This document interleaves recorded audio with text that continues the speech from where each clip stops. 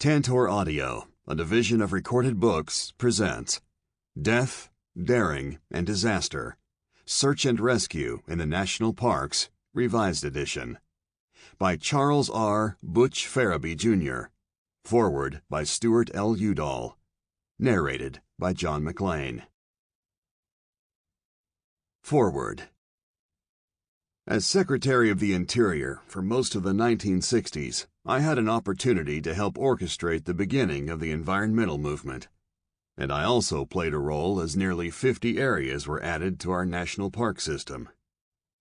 Perhaps second only to liberty, our national parks, which are set aside in such manner and by such means as will leave them unimpaired for the enjoyment of future generations, may very well be one of our nation's finest legacies to future generations. These areas herald the delicate strands of nature and history that bind us together as a land. The story of our national parks, embodying the finest in our natural and historical resources, has been inspiring in ways many times. In Death, Daring, and Disaster, however, veteran ranger Butch Farabee uniquely chronicles the one unsung chapter in the unfolding story about our parklands: search and rescue. In 1961, when I became a member of President John F. Kennedy's cabinet, 80 million people enjoyed these majestic benchmarks of our heritage. 8 years and 2 terms as the Secretary of the Interior later, this number had nearly doubled. By the end of the millennium, this figure will again have more than doubled, with some 350 million people visiting our national park system. Tragically, there is mishap. In 1997 alone, 4,500 of these visitors needed to be rescued. 14,000 required emergency medical aid, and 300 died. These statistics are not surprising when you consider that the collective size of our national park system, 84 million acres, is greater in scope than every state in the Union except 4, and is infinitely more complicated and diverse than all of them.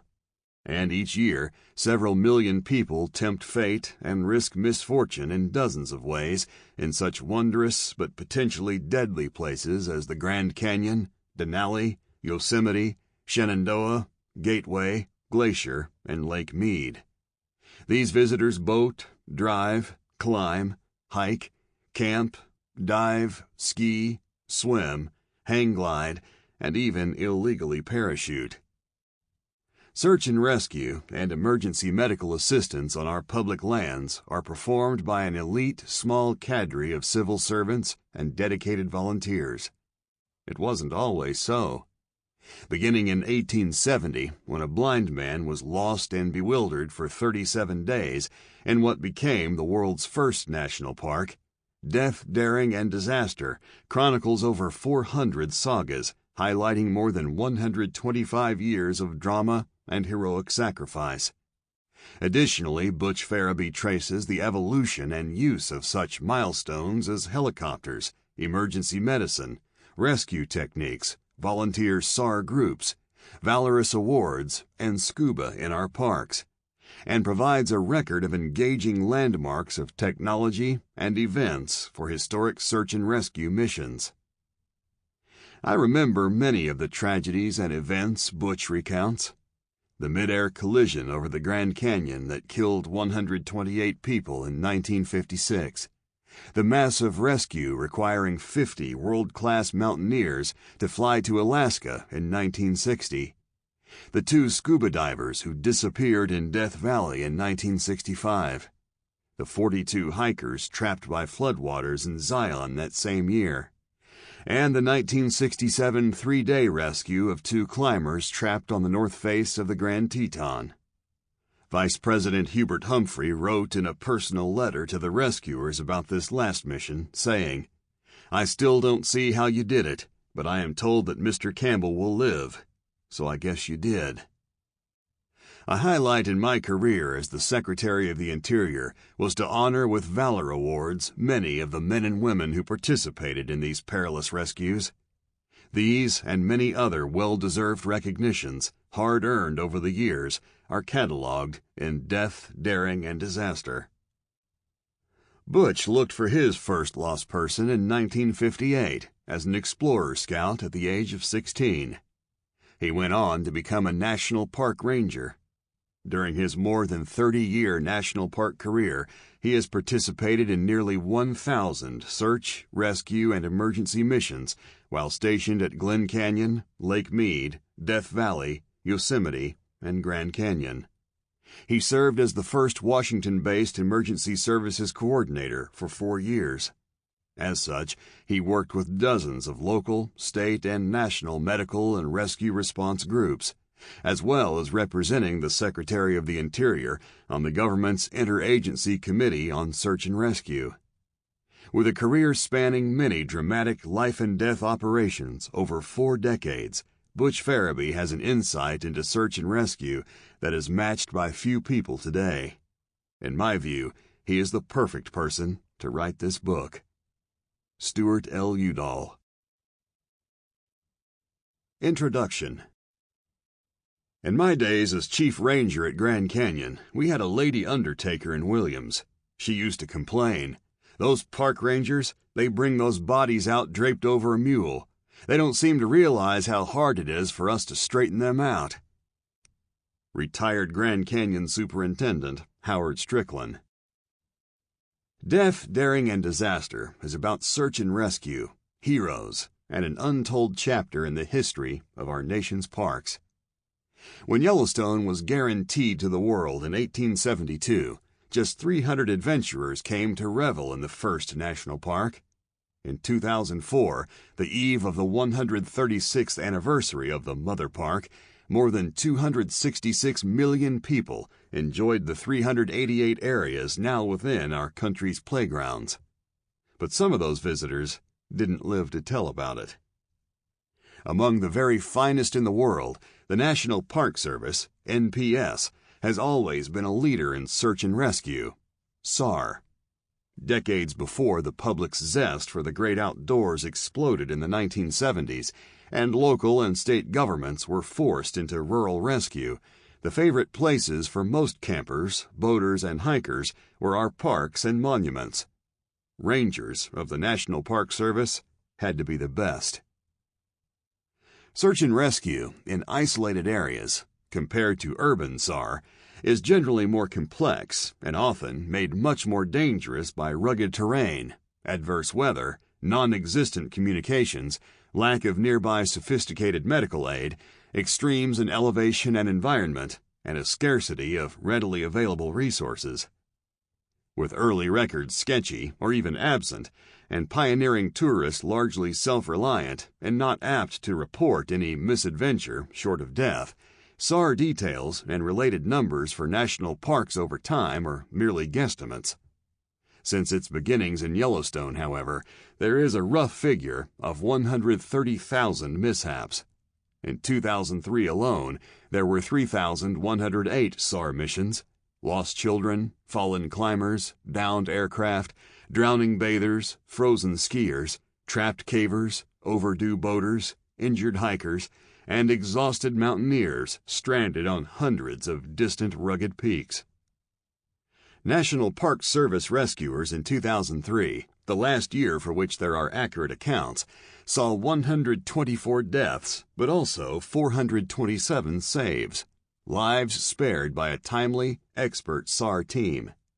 Routinely risking life and limb, these brave men and women walked, ran, climbed, flew, or swam to 3,251 people in need of help that year.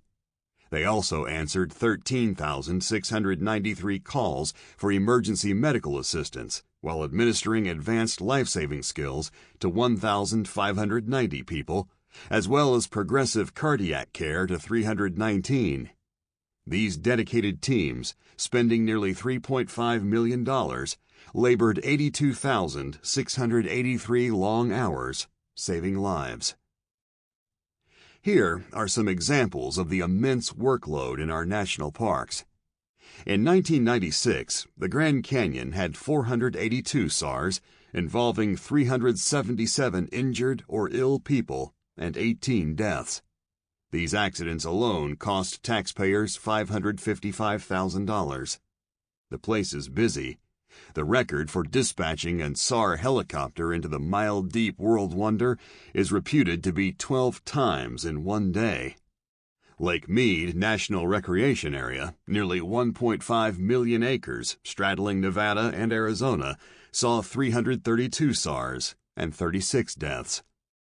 In their spare time, the rangers there also made 516 criminal arrests. The professionals on Grand Teton's highly decorated SAR team responded to 148 missions. Sadly for them, they had to deal with 13 traumatic deaths as well. Alaska's Mount McKinley, at 20,320 feet high, with winds greater than 200 miles per hour and temperatures routinely several dozen degrees below zero, is among the world's most uncompromising rescue challenges. With more than 1,000 mountaineers now eagerly seeking the high point of North America each year, the park weathered 16 SARs and 6 extremely difficult body recoveries in 1996. The internationally recognized climbing staff of the Denali National Park SAR team deserved every federal penny they were paid. Beginning with a blind man, lost and bewildered for 37 days in what would soon become Yellowstone National Park in 1870, Death, Daring, and Disaster highlights over 400 life and death sagas.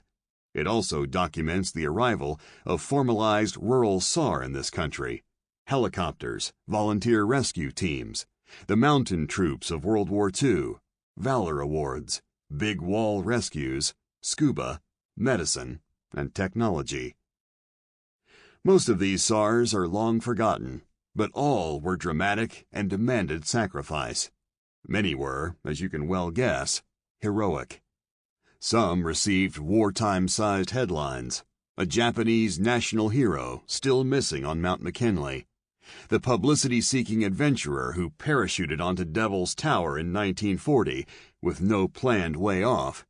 And the worst accident of its time, the mid-air plane collision over the Grand Canyon that killed 128 people in 1956, to name but 3. There are hundreds of other epics. An injured climber lowered 2,000 feet off an overhanging Yosemite wall. A last-second save of a little boy trapped beside his dead parents in a plane, being buried by a raging Sierra blizzard. 50 men aboard a Russian freighter being shredded to pieces on the rocks of the Olympic coast during World War II. The recovery of an unrequited love affair from the heart of an active Hawaiian volcano. A jet pilot who bailed out over Kings Canyon in 1956 and crawled out 6 weeks later. 26 illegal aliens left to die in the 130-degree July heat of southern Arizona. 1,400 people desperately looking for a 7-year-old boy lost forever in the wilds of the Smoky Mountains. And the river runner in 1950 who fell into a Grand Canyon rapids, later christened Necktie Willie in his honor, and was hanged not once but twice by his trailing boat rope. He somehow survived. There are tens of thousands of stories left to be told. Chapter 1. Before 1900. Or like the ghost of that lost dusky maiden, whose hapless feet too near its torrent strayed, across the precipice her form was swept. Mariposa Gazette, September 30th, 1865. Exploration of a new world is granted to only a few. In the 19th century, it awaited those caught up in the excitement of Western expansion. An eclectic body of settlers, scientists, and soldiers, their motives ranged from excitement to exploit. Much of what they saw was deemed worthless. For the curious and challenged, however, adventure drew them to the summits. In October 1519, Spanish explorer Hernando Cortés ordered Diego de Ordaz up Mexico's erupting 17,887-foot Popocatépetl, the continent's 5th highest peak. Regardless of whether Ordaz really reached the snow-covered summit, debated even today, climbing had arrived. Then, in 1642, a man named Darby Field scaled New Hampshire's weather-dominated Mount Washington, becoming what is generally credited as this country's first documented mountain climb. There were few accidents because of the pioneering, self-reliant nature of those brave few visiting the 7 national parks of the 19th century. Mackinac Island was soon ceded back to the state of Michigan. Coupled with the relatively infrequent visitation to these isolated areas, including 1899, Yellowstone had registered only 113,876 guests in its then 28-year existence. They took care of themselves quickly, efficiently, and with little fanfare. With poor or almost non-existent communications, little notice was given the few authorities stationed in these solitary and isolated places. There was virtually no paperwork. By 1900, most of the more obvious points in the lower 48 had been explored. Early daredevils, requiring fitness and tenacity, were satisfied to travel the simplest, safest routes. Pre-1900 milestones. August 1540. Directed there by Hopis, 13 Spanish explorers of Coronado's expedition view what is now known as the Grand Canyon. August 27, 1650. Expedition of Englishmen begins exploring westward across the Allegheny Mountains. March 19, 1669. German explorer John Lederer reaches the crest of the Blue Ridge near what is now Virginia's Shenandoah National Park. 1694. First recorded volcanic eruption in the U.S., California's Lassen volcano. April 3, 1776. Pedro Font, a Franciscan missionary, looks eastward some 30 leagues and sees the snow-capped Great Western Divide of the Sierra Nevada in what is now Sequoia National Park. 1786. Country's first rope is commercially manufactured by machine. August 4, 1790. Revenue Cutter Service, Coast Guard, is organized. February 23, 1791. Life-saving station for distress between mariners is incorporated by the Humane Society of the Commonwealth of Massachusetts. Huts are erected on Nantucket. January 23, 1793. Although actually established in 1780, the Humane Society of Philadelphia, the country's earliest first aid emergency organization, is incorporated. Its objective is the recovery of drowned persons and those whose airstream may be suspended from other causes, as breathing air contaminated by burning charcoal, hanging, exposure to the choke damp of wells, drinking cold water while warm in summer, strokes of the sun, lightning. May 14, 1804. Lewis and Clark start westward across the country. June 14, 1834. Underwater diving suit, water dress, is patented. 1839. 5 unidentified fur trappers are killed, probably by Indians, near what is now Yellowstone National Park's Indian Pond. 1841. First record of skis being used in the U.S. November 13, 1843. Washington's Mount Rainier erupts. August 14, 1848. Federal life-saving service effectively begins when Congress appropriates $10,000 to provide surf boats, rockets, cannonades, and other necessary apparatus for the preservation of life and property from shipwreck on the coast of New Jersey between Sandy Hook and Little Egg Harbor. Winter, 1849. En route to Goldfields, a 49er dies, crossing what in a decade will be labeled Death Valley. July 2, 1850. Self-contained breathing apparatus mask is patented. March 21, 1851. Mariposa Battalion discovers Yosemite Valley, although Walker Party reached the valley rim in 1833. June 12, 1853. Crater Lake is discovered. June 1855. Mount Rainier is possibly climbed by two unknown men. 1857. One of the earliest U.S. mountaineering deaths is 60-year-old University of North Carolina professor Elisha Mitchell. He perishes while exploring in North Carolina. Mount Mitchell, the highest point east of the Mississippi River, is named for him. 1862. Austrian Alpine Association is founded. August 2, 1862. Army Ambulance Corps is established. 1863. Virginia Alpine Club is formed. It is never heard from again. June 30, 1864. President Lincoln grants Yosemite Valley and the nearby Mariposa Big Tree Grove to the state of California to be held for public use, resort, and recreation for all time. October 1864. Clarence King made the first serious reconnaissance of Yosemite Valley and climbs easier summits along its rim. Before 1865. Hospital ambulance service is introduced to the U.S. by Commercial Hospital, General Hospital, in Cincinnati. May 21, 1866.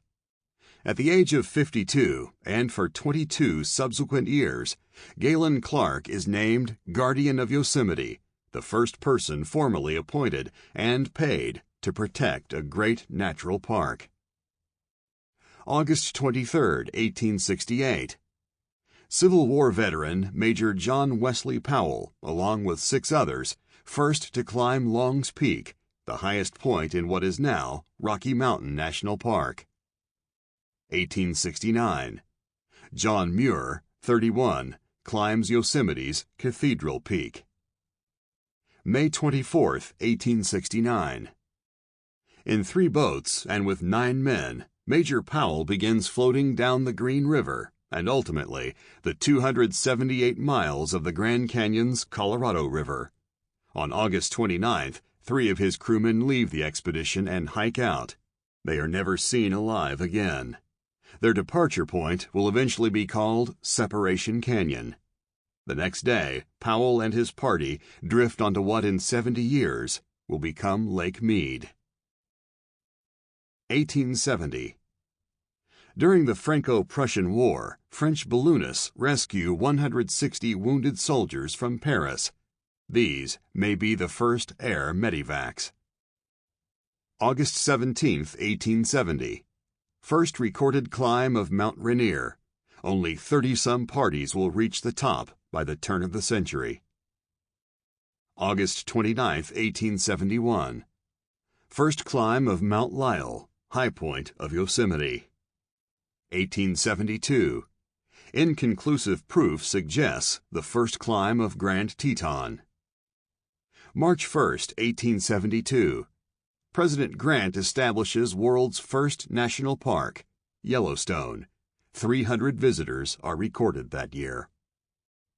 August 18, 1873. First record of Mount Whitney being climbed, highest point in lower 48, now in Sequoia National Park. 1874. Carlisle Lamb becomes first guide on Rocky Mountain's Long's Peak. He eventually charges $1 per person for trip up and back. October 12, 1875. Scottish carpenter and trail builder George C. Anderson engineers his way to top of Yosemite's Half Dome. 10 years before, it was written that this peak was perfectly inaccessible and never will be trodden by human foot. 1876. Country's first topographic map is made, the Grand Canyon. January 1876. Appalachian Mountain Club is founded.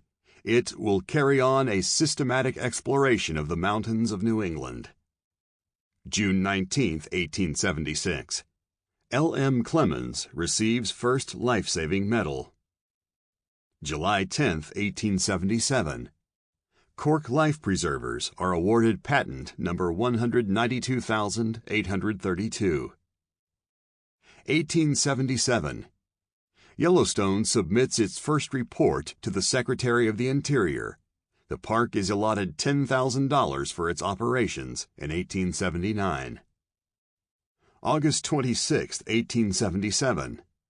Yellowstone tourist Charles Kenck, shot by fleeing Nez Perce Indians, is the first documented death in a national park. June 18, 1878. President Hayes signs the United States Life-Saving Service into law. Between 1871 and 1915, when it rejoins the Revenue Cutter Service to form the Coast Guard, the USLSS will have aided in 28,121 disasters and shipwrecks, and preserved the lives of 174,682 persons and $288,871,237 worth of vessels and cargo. 1880. Yellowstone's Harry Yount is appointed gamekeeper and becomes first NPS protector. His $1,000 annual salary is a major slice of the $15,000 appropriated to the park by Congress for 1881. January 20, 1880. James Mooney is killed in a fall over a cliff near the falls now named for him in what will become Grand Canyon National Park. May 21, 1881. American Red Cross is organized in Washington, D.C. December 1, 1881. Yellowstone superintendent proposes to use guides who need only the expense of badges, license, and record.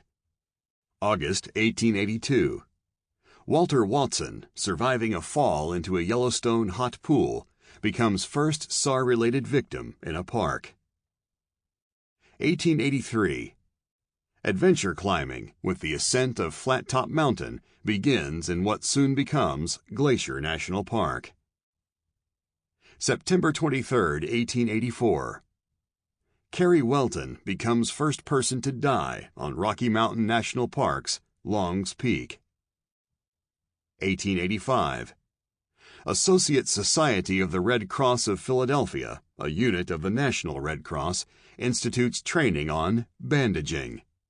First aid course is taught at the annual encampment of the New York State Militia. Idea proposed by George R. Fowler. September 5, 1885. 46-year-old M.D. Scott, a U.S. Geological Survey (USGS) employee, is struck in the head by lightning and dies on Yellowstone Lake. August 17, 1886. Company M, 1st United States Cavalry, arrives at Mammoth Hot Springs to begin protecting Yellowstone. February 21, 1888. Frank Hess, killed by a Yellowstone avalanche, is first documented SAR-related death in a national park. August 9, 1888. John Coyle, a Yellowstone Army private, earns first SAR-related award for valor in a national park. May 31, 1889. Pennsylvania's Johnstown flood kills 2,209 people. American Red Cross's first disaster relief effort. August 10, 1890. Len Longmire begins 20 years of professional guiding on Mount Rainier. He ultimately charges $1 per person. September 25, 1890. Sequoia becomes 2nd National Park. Yosemite and General Grant become 3rd and 4th on October 1st. 1891. Telephones are installed in Yosemite Valley. By 1911, 10 ranger station outlets are linked to Superintendent's office. April 6, 1891. Troops I and K of the 4th Cavalry are selected for fighting fires, backcountry patrol, mapping, constructing trails, fish planting, and maintaining order in the 3 recently established national parks in California. June 4, 1892. Sierra Club is founded. John Muir is first president. Sample complete. Ready to continue?